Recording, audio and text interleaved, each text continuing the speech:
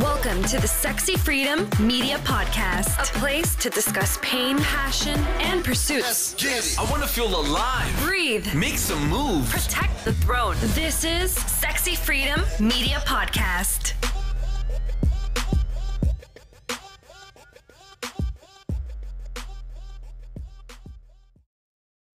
All right. Welcome, everybody, to the Sexy Freedom Media Podcast. Thank you for joining us. My name is Helen Edwards. I'm your host, along with my co-host, January Liddell. Aloha, everyone. So we are excited today because we have our guest who actually has been here before. And I just wanted to tell you a little bit about her. So the way that she and I met was I was actually writing a book, a co-author to a book, and Pavita and I were just emailing each other back and forth. And the conversation that she and I had on email was I just loved her words. I loved what she had to say, and she was very amazing to me. And I said, I need to get to know who this woman is. So I invited her to our podcast, and needless to say, we had a lot of things to talk about that day. Please check out episode 83 if ever you want to know a little bit more about Pavita, because there's more about Pavita than meets the eye. The book that we're going to be talking about today is Psyche. And let me tell you a little bit about this book. This book has magic all in it, even her other book, All the Magic in Me. Pretty amazing collection of poetry, but the poetry is more than just the fluff, love and relationships, but she talks about empowering women. She talks about politics, about the oppression of women. Very amazing stuff. She's a Yale graduate, international award-winning author, poet. She's traveled to 40 different countries. So that's what I love about her. She's so well-rounded. And her motive is to spread love, light, laughter. I might be missing another one because I know there's several, but light, love, learning, and laughter. And so here is Pavita. Pavita, welcome to our show. Thank you for having me. Thank you for having me for the second time. I'm so excited to be here. Yeah, I'm excited because this book I just could not put down. One of my favorite ones is a girl. Hold on, I'm going to make sure I say it correctly. To love a girl who wonders. To love a girl who wonders. So let me ask you about this particular poem. What inspired you? What was going through your mind when you wrote this poem? Yeah, so it's actually one of my favorites as well. So I'm glad we're on the same page. It seems to be a universal favorite across a lot of the people I speak to. What was going through my mind? So I am a girl who wonders. And I think a lot of times people misunderstand what it truly means to be someone who wanders or somebody who travels. I have a lot of poems about travel and wanderlust in here, and the distinction between travel and tourism, for example. And I think, what I wanted to get across in here is just, through wandering and through travel, it really changes a person, it enriches the person, and the depth and breadth of relationships that you're able to form. That's something that a lot of people often misunderstand. So that's something that I wanted to communicate. I think a lot of people misunderstand how you can, perhaps feel so connected to a place that you haven't even been to yet, or, how you can feel so connected to a place that maybe you've only visited a couple of times. And so, travel, wandering, wanderlust, it really, it really changes the heart of a person and the essence of a person. And that's what I wanted to communicate through the poem. Yes, no, absolutely, because I'm a traveler as well. Love traveling. Haven't been to 40 countries though, but I do love traveling. So, and this book is more than just the traveling, right? There's more like the talk about oppression, which I am very fascinated with. So can you tell me about that? Because that aligns with what you're doing in girl health ed. So can you please talk a little bit more about that? Yeah, so if you'll notice that on the cover of the book, you'll see an image of the butterfly. And you might be wondering why a butterfly, other than the fact that I very clearly love butterflies. I also see myself as a butterfly. So the way that I describe it in the intro of my book is that I have always thought of myself as a butterfly, a beautiful, free-spirited creature, fluttering and frolicking about, never quite sure exactly where I'm going, but trusting the universe to guide my wings and knowing I'll spread my magic wherever I end up. So as you mentioned, January, the poems in this collection span a wide range of topics, but underlying all of them is this kind of metaphorical and even literal imagery of the butterfly. And so, you know, I talk a little bit about in my intro that the butterfly has become a symbol, you know, throughout culture for a lot of different concepts. So for example, the soul, life, breathing, transformation, growth, inner trust and wisdom, positivity, overcoming obstacles, embracing one's uniqueness, and the balance between being grounded and free floating. I've also, you know, because of my adoration for butterflies, have done a lot of research about both the creature itself and also the symbols that it's taken on throughout history and culture and literature. And it's taking on some additional meanings for me, including the appreciation of life's simple pleasures, women's empowerment, wanderlust, healing, creativity, imagination, limitless possibility, and of course, the interconnection among body, mind, and spirit. And this is also an interesting piece of trivia, which you'll read about in the introduction. So I don't want to entirely give it away because I want to encourage listeners to, you know, read the book for themselves. But you will understand, you know, why I chose the title Psyche and why the image of the butterfly is on the cover once you read some more. So basically, I have a question here. So I see that I love your concept and your everything you just said about the butterfly. For most of our women are women, most of our audience are women. For the audience, what can you tell somebody who hasn't traveled, but they are connected to wanderlust in their heart because they dream about it all day long when they're working a 9 to 5 and they just feel tied down from, you know, a partner, bills, children, you know, things in their life that's just got a hold of them, but their mind is constantly wandering. Can you, and they don't feel like a butterfly. What is some encouragement you can give them to still feel connected to that butterfly? Absolutely. So I think what would help to answer your question is if I actually read out loud that poem January that you loved so much, To Love a Girl Who Wanders. So I'll read it out loud and then we can also talk about it from there. To love a girl who wanders is to never be bored, to always be ready for an adventure, to never quite know what's going to happen next, but being okay with not knowing the answers, for you are certain that you're in for a treat. To love a girl who wanders is to constantly be stretched to new horizons, understanding the many ways that life can be lived, and that no one way is better than any other, just different. To love a girl who wanders is to know that intimacy extends beyond the touching of bodies, that it's possible for the soul to make love to a place, even a place the body has not been, and feel raw, aroused, understood, safe. To love a girl who wanders is to grasp the inextricable link between person and place, psyche and space. Wherever you bring her, or more likely where she brings you, will bring out different parts of her personality. To love a girl who wanders is to appreciate that geography does not dictate the strength of her relationships. She is adored wherever she goes and hangs on to that love when she leaves, leaving behind her everlasting sparkle and magic, making meaningful connections, knowing she has a home to stay whenever she comes back. To love a girl who wanders is to feel at home, regardless of the walls around you. She will teach you that home is in her eyes and in her heart. To love a girl who wanders is for life to forever be enriched, seeing the world through different eyes, and knowing that you're permanently transformed for the better.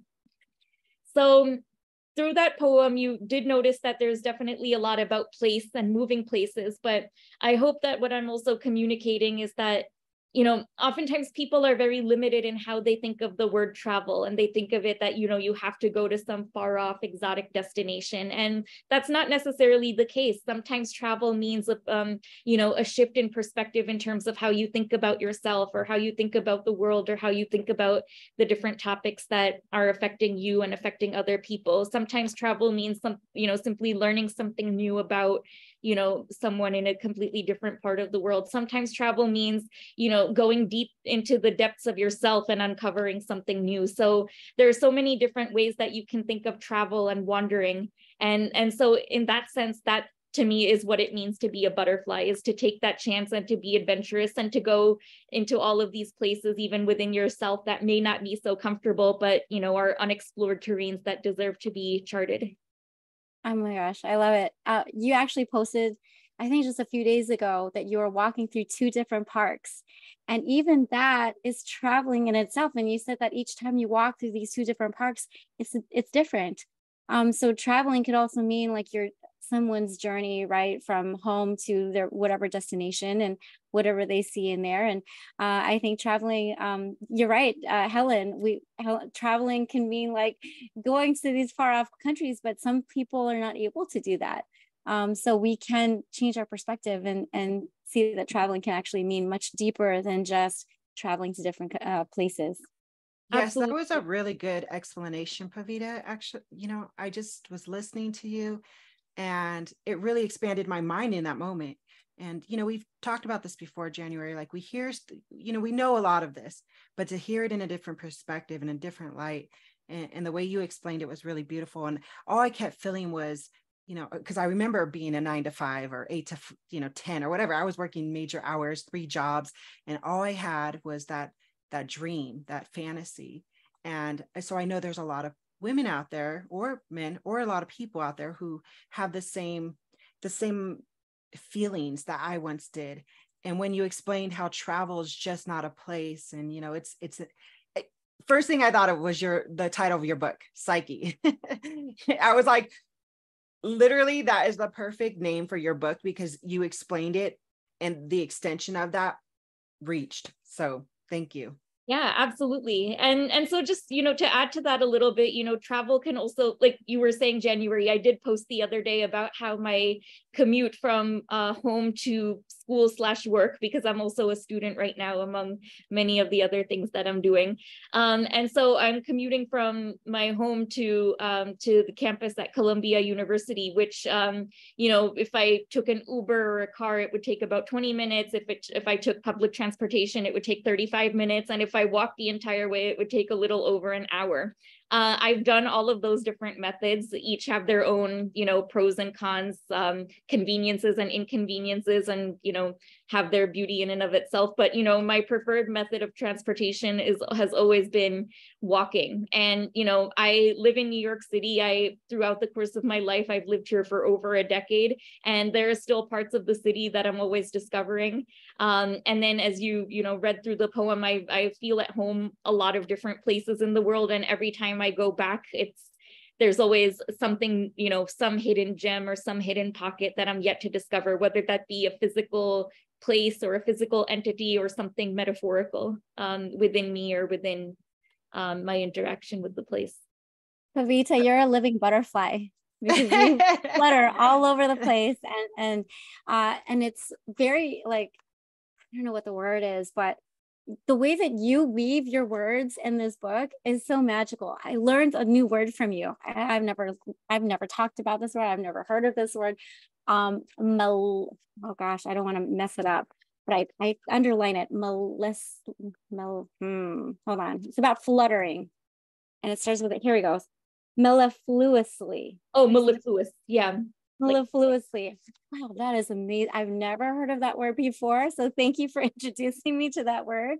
I actually remember exactly where I learned that word. It was in my 5th grade. And we had vocabulary every week where the students would, find vocabulary words from the books that they were reading independently. And then that became, our vocabulary assessment every week. We would, come up with, everybody would contribute a word, and then we would be quizzed on those words every week. And so that's how I learned mellifluous.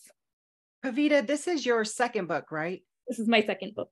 Okay. Now, is the first one poetry as well? Or Yeah, the first one is also poetry, but it's very different, but also very similar in a lot of ways. So you can see that my branding is very similar, but I think the experience from reading this book is going to be very different from the experience of reading the second book. That's awesome. Well, congratulations on being an author. We're all authors here, and I love that authors support authors. And what I love too is that you write poetry. And I'm somebody who doesn't write poetry. I think I've written like 2 poems, but it's like something with writing, something gravitates towards us. Why poetry? It's what comes to me.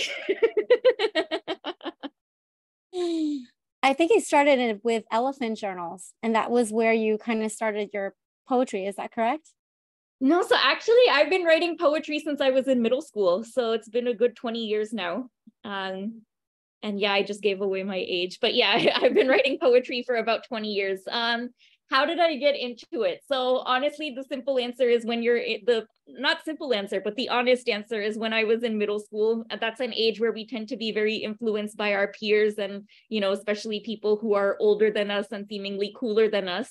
And I happened to have a friend. So I was in 7th grade and I had a friend who was in 10th grade. And I just thought that she was like the coolest human to walk the planet. And she wrote poetry. So I figured I would delve into it myself, and it just stuck with me. And yeah, I don't know, like words is one of my superpowers. And yeah, I just it almost the way that I like to describe it, and this is a phrase that I stole from another author / poet friend of mine, but it almost feels like I'm not writing the poems are writing themselves through me. So wow, that is beautiful.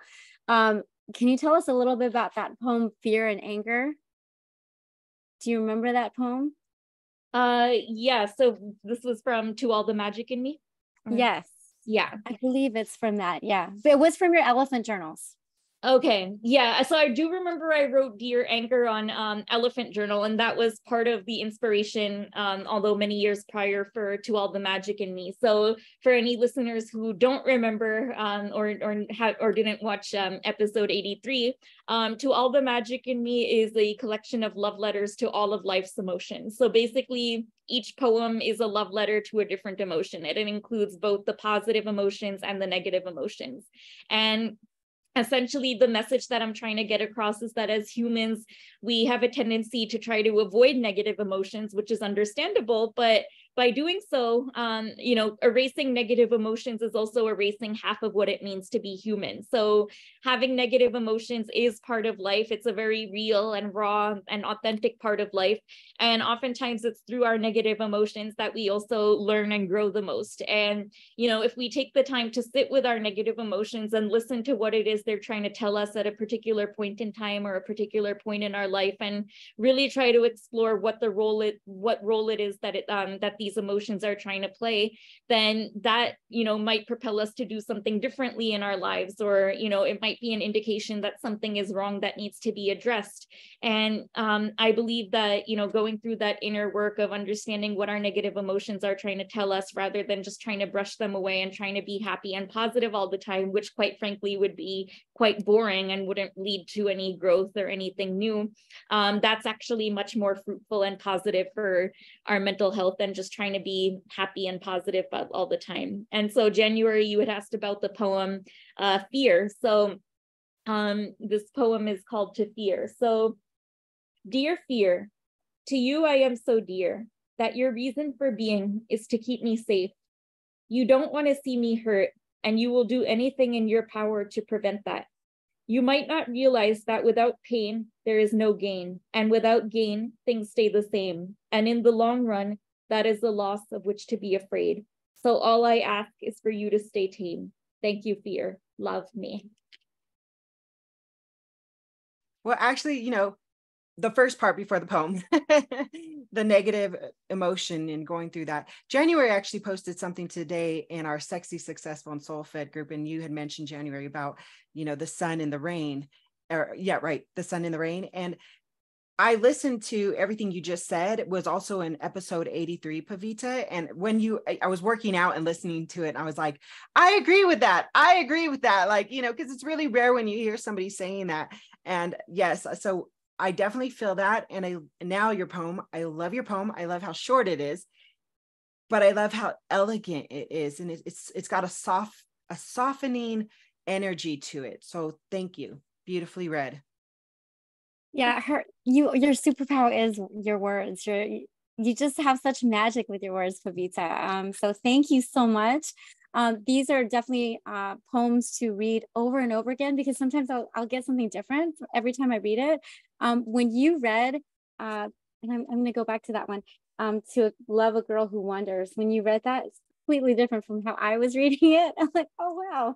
So the other thing I wanted to ask you, Pavita, is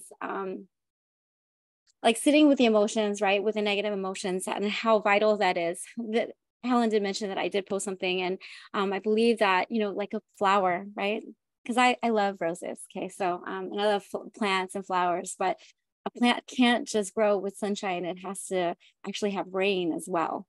It has to have water, right? And so, but a flower to bloom, you know, it's based on like all that growth, right? Not just sunshine. And so we definitely need both rain, negativity and positivity in order for us as humans to grow.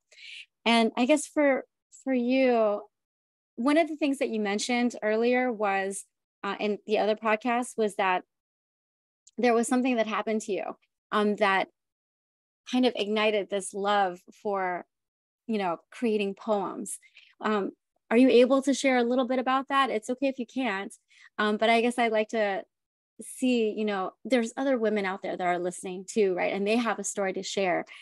So I guess in order to share their negative emotion, how can they release it? Like, how do you encourage them to release it based on your experience?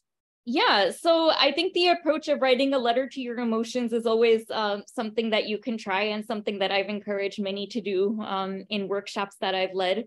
I think, you know, allowing yourself to just feel what it is that you need to feel. So, you know, when we're going through stuff, I know that people love to give the advice of, you know, try to look at the bright side or look at the good side of things. And, you know, I won't lie, I'm guilty of doing that too, but sometimes that's absolutely the last thing that somebody wants to hear when they're going through shit.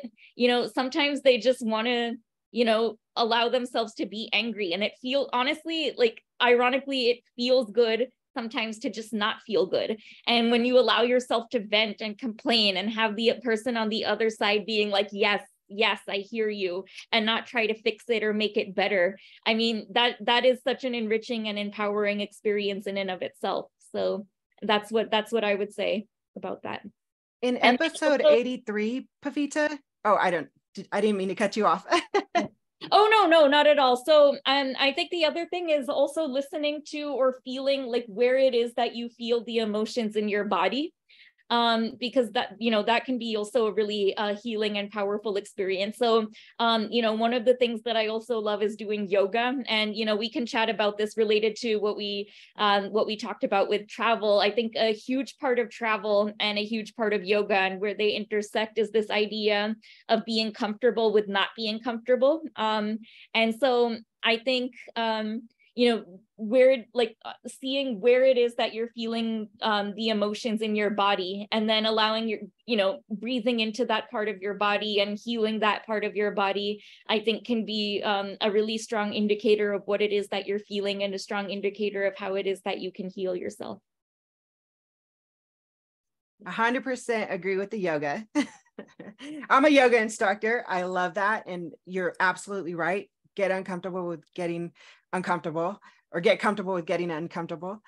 But I was going to mention in episode 83, I heard you say an activity you have done in the workshop with girls. And one of them was taking a piece of paper out and pretending that's a mirror or something along that lines. I don't know. But when I heard it, I was like, I need to get a piece of paper stat and I need to do this activity. I love that you mentioned that, because it was along the lines of you answering a similar question about negative emotions. And Pavita, I love that I don't know exactly what your work is now, But what I do know is you going on podcasts and you talking about your book and talking about your experiences, and you doing your workshops, and you're touching people's lives wherever they are, including myself. Yeah.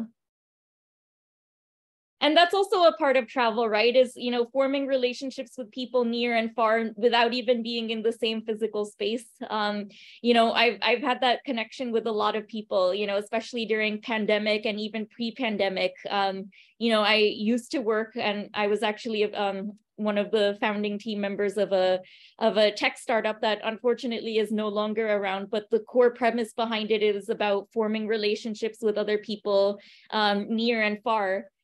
Using just, your phone or your computer. And so I have made really strong relationships with people all around the world, including people whom I haven't met in person yet. But here's a great example that I love that speaks to the depth of the connections that can be made. So I made friends with this woman.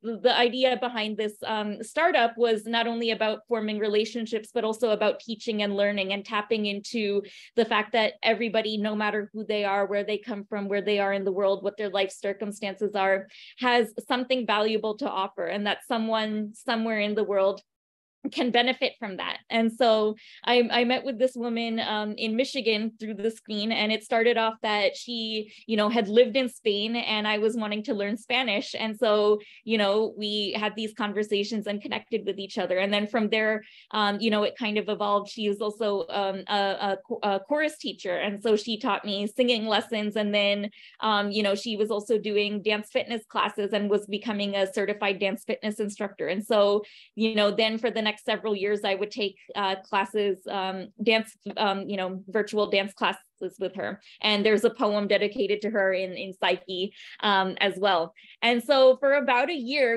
we were talking multiple times a week, maybe almost every day, just through the screen. And we became really good friends. And the first time we ever met in person was because she invited me to her wedding. And we had never met in person before that, but here we are. She's like, mark your calendar, I want you at my wedding. And I was there, and it was magical. And we've been really good friends ever since. Pavita, I have a crazy story to tell you, because this woman on my side, Helen, I actually have not met her in person either, but we've been talking on Zoom, on the phone, on Facebook for almost 2 years now. And you know how we're going to meet is because she invited me to her wedding. That's amazing. I love the synchronicity here. Well, actually, so what I wanted to tell you was that I love how interconnected this all is in terms of connecting with another human being and getting to know that person, because you learn from hearing what their story is, and everything in this book resonated with me. And there's another poem. I have so many favorites in here. I can't really just choose one, but one of my favorites is Stairways to My Soul. And I know why it's my favorite, because I love this. I love what you're talking about. Can you read that to us? Absolutely. Thanks. Stairways to my soul. My souls, the stairway to my soul, taking in information about the world as I walk across the earth, exploring all its corners, its mountains, hills, and valleys, its smooth sidewalks and rough terrains, its lush green grass and stone-covered alleys. My souls, the stairway to my soul, with their unique shape, the curves of my arches, the lines and creases telling a story of journeys and marches, the blisters and calluses from dance, expressing myself through movement across the floor, the softness from my daily self-care, coming back to myself. My souls, the stairway to my soul, keeping me strong and grounded with mountain pose and warrior one, keeping me balanced and flexible, allowing me to reach new limits and always come home. My satisfied souls, the stairways to my soul, knuckles dug deep into my heels, making firm arcs in my arches, penetrating profoundly into my tissues, my muscles, my bones, my soul, every single cell of my being, pulling on my toes, taking away the toxins from the day, reminding me everything will be okay, relaxing me, putting me at ease till I fall into a restful slumber. My prescient souls, the stairways to my soul, traveling millions of miles through cities, fields, beaches, and gardens, up and down steps, leading me exactly where I'm meant to be. It's so beautiful. Thank you. I see dance, I see yoga, I see all sorts of movements as you read that and as I read it, I'm like, oh my God, the restful slumber reminded me of Savasana. So thank you. I appreciate you reading that. Go ahead, Helen. Yes. You know, as I'm hearing you reading it and then I'm watching you reading it, I'm like, okay, I can picture you, Pavita, in some of those poses. And it's almost like you were telling a story about how you slow down, how you ground yourself. And I think that so many readers can relate. And I have a question for you. What do you hope that your readers will gain out of reading your poetry, out of reading your books, or this book's specifically? You know, Psyche? I think the answer is going to be different for everybody. I hope that they'll gain whatever it is that they're looking for, whatever it is that they need for them in order to heal, in order to explore, in order to, you know, have the courage to do something that they haven't done before. You know, if they're having trouble staying present, maybe this can help to ground them a bit. If they're having trouble just appreciating the simple things in life, maybe this can be a reminder to them to do that. And then especially with To All the Magic in Me, again, I just hope that it's a reminder that it's a message to readers that it's absolutely okay to not be okay. And if you're not feeling okay, you're absolutely not alone in what you're going through. You know, again, I think everything is coming back to the first question about travel. I find that reading is actually a very powerful form of travel. And so the way that in that, you know, a reader can connect with an author through the pages and, you know, travel to all of these different places without ever having to leave home. I hope that they can feel that through my writing, that they do have a supporter on the other side of the page who's, you know, rooting for them. And for those of you who are listening, if you do want to connect, if you do want to talk about whatever it is that you might be going through, you're absolutely welcome to. It's one of the things that I love the most. And so, yeah, I hope that readers will get whatever it is that they might be looking for, or more importantly, whatever it is that they need to, you know, move forward in their journey.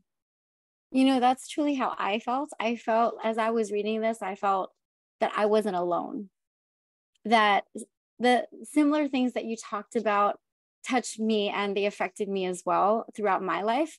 So that's why I highly suggest everybody that's watching us here on Facebook Live, and everybody that's listening on Spotify, iTunes, or any other platforms that we have, please get this book, Psyche, by Pavita Singh.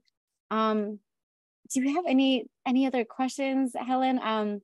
Because I think this is amazing. I would love to ask you. Yeah. Yeah. No, I literally was thinking the same thing. I was like, it's very enriching, and I love everything that you talked about, Pavita. You know, in such a short time, you said a lot of valuable experiences through your words, really. And I feel our listeners are going to benefit a lot from just hearing what we've already talked about. So yeah, if we can go ahead and wrap this up, Pavita, let us know, you know, do you have any last words for our audience? Tap into your inner magic, because it's there. And you never know who might benefit from it, because there is somebody who can benefit from the magic that you have to offer. And, you know, don't be afraid to start a conversation with somebody, because you never know where that connection might lead. You might even be invited to that person's wedding. Oh my gosh, you're amazing, Pavita. I can't wait for your third book. So hopefully you're working on that as well. But thank you so much for joining us, listeners. Thank you. If you have any questions about Pavita and all the work she's doing, because she's not just an author. Again, I mentioned she's an executive director for Girl Health Ed, which is an amazing organization that teaches adolescent girls and women. It's empowering women. It talks about menstruation. It talks just about puberty. I mean, there's a lot of different things that they talk about, but everything about women and girls. And what that entails. So she does a lot of work, and she's getting her doctorate degree, I believe. Is that correct? Yeah. Doctorate degree in? Yeah, so I'm getting my doctorate in education in health and behavior studies at Columbia University.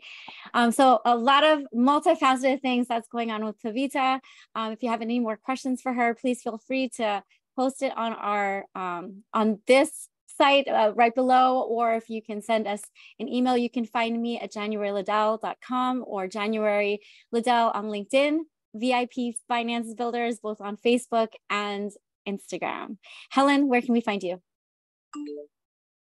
Yes, you can find me, Helen Edwards, Hell of a Journey, listed right above here. And reach out, like January said, any questions you can email SexyFreedomNow. We love a review. You can give us a review on iTunes or Spotify. Thank you everybody for listening. But before I end this, Pavita, I'm going to give you a chance to let everybody know where they can find you. Yeah, so I'm on Instagram at Magic with Pavita. You can send me an email. January, I believe you have my contact information. So yeah, if you can include maybe in the show notes the link to where you can buy my book, that would be awesome. But yeah, Magic with Pavita is my Instagram, and that's probably the best way to connect with me. And I'm also on Facebook, LinkedIn, Twitter, all the above. So. All right, everyone. Thank you so much for joining us. Till the next show. Aloha, everyone. Want to hear more? Visit us at SexyFreedomMedia.com.